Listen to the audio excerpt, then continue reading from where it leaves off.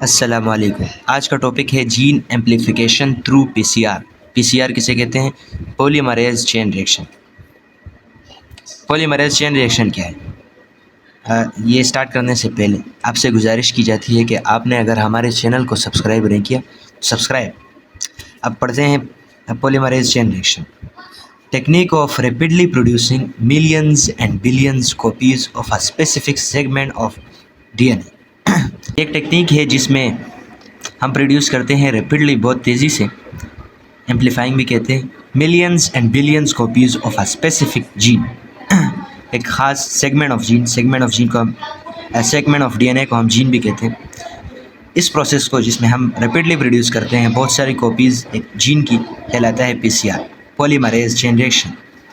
अब स्टेप्स है इसके। पहला स्टेप है denaturation. This step double standard DNA is heated to high temperature. For example 94 से 98 सेंटीग्रेड तक हम डीएनए, डबल स्टैंडर्ड डीएनए के सैंपल को हम हीट करते हैं to separate DNA strands.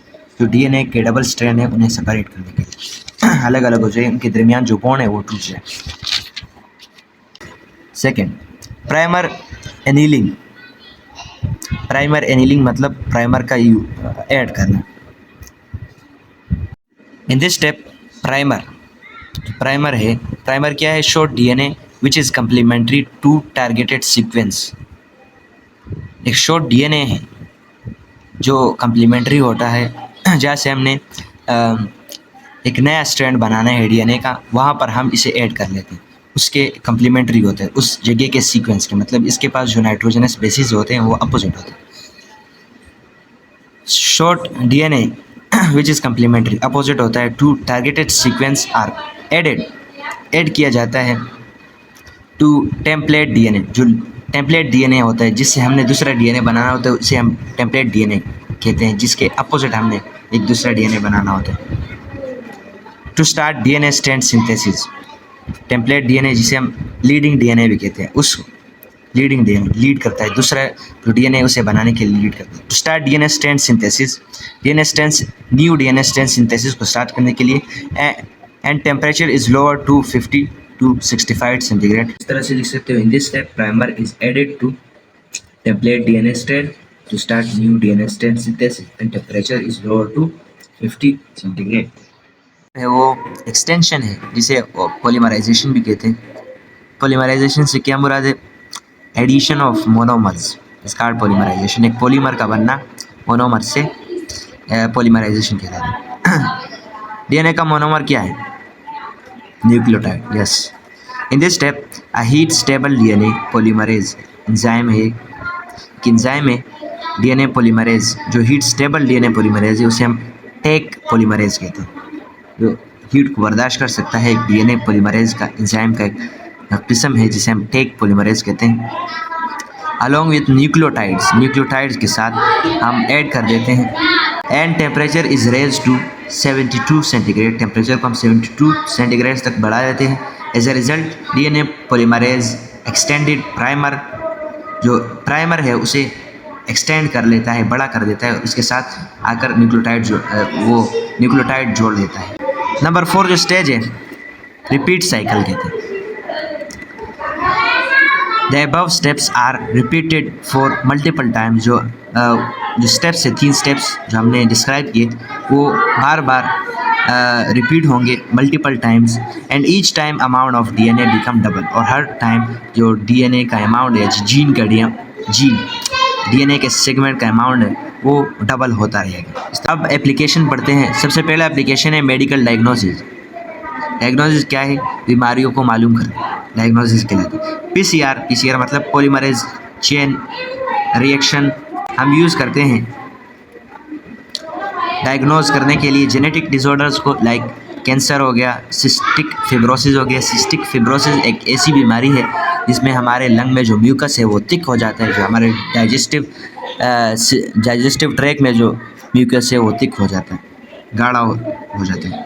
And sickle cell anaemia एक डिसऑर्डर है जिसमें हमारा जो ब्लड है वो इनफ ऑक्सीजन कैरी नहीं करता, जितना हमें ऑक्सीजन चाहिए होता है उतना ऑक्सीजन वो कैरी नहीं कर पा रहा होता।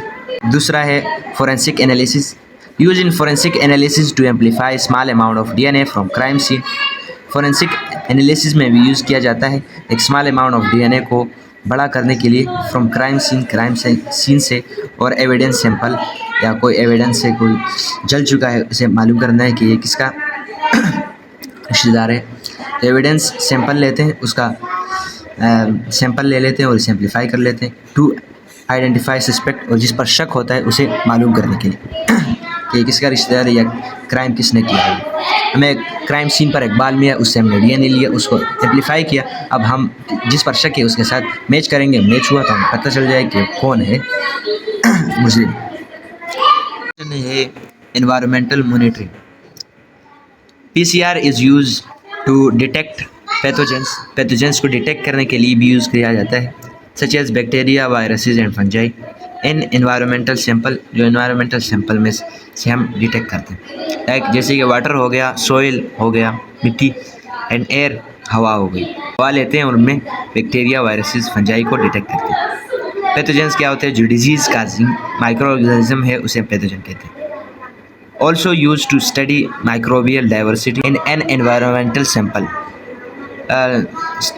माइक्रोबियल डाइवर्सिटी को स्टडी करने के लिए भी यूज़ किया जाता है। माइक्रोबियल डाइवर्सिटी क्या है कि मुख्तलिफ़ किस्म के एक एनवायरमेंटल सैंपल में कितने मुख्तलिफ़ किस्म के माइक्रोब्स हैं, माइक्रो ऑर्गेनिज़म्स हैं। जेनेटिक रिसर्च में भी यूज़ किया जाता है। फॉर जीन क्लोनिंग के लिए जीन की कॉपीज़ बनाना जीन क्लोनिंग कहलाता है। जीनोटाइपिंग, एक जीन की मुख्तलिफ़ शक्लें मालूम करना जीनोटाइपिंग कहलाता है। कितने किस्म का जीन, मतलब एक हाइट के लिए एक जीन है और लोगों की मुख्तलिफ़ हाइट है, किसी की ज़्यादा है, किसी की कम है। आंखों के रंग के लिए एक जीन है, अब किसी के आंखों का रंग ब्राउन है, किसी का ब्लैक है, किसी का ग्रीन है, मुख्तलिफ़ किस्म के हैं। तो ये मुख्तलिफ़ शक्लें हैं एक जीन के, इसी को मालूम करने के लिए भी हम पीसीआर को यूज़ करते हैं, जीनोटाइपिंग। जीन एक्सप्रेशन एनालिसिस, एक जीन कितना एक्सप्रेस हुआ, कितना ज़ाहिर हुआ, उसको भी हम मालूम करने के लिए पीसीआर यूज़ करते हैं। एंड डीएनए सीक्वेंसेस, और जो डीएनए सीक्वेंसेस है उसको स्टडी करने के लिए भी हम यूज़ करते हैं। डीएनए सीक्वेंसेस क्या, मैंने बता दिया है कि डीएनए में नाइट्रोजनस 4 किस्म के नाइट्रोजनस बेस होते हैं, adenine, thymine, guanine and cytosine. Adenine thymine के अपोजिट होता है, कम्प्लीमेंट्री होता है, जबकि साइटोसिन गानिन के कम्प्लीमेंट्री होता है।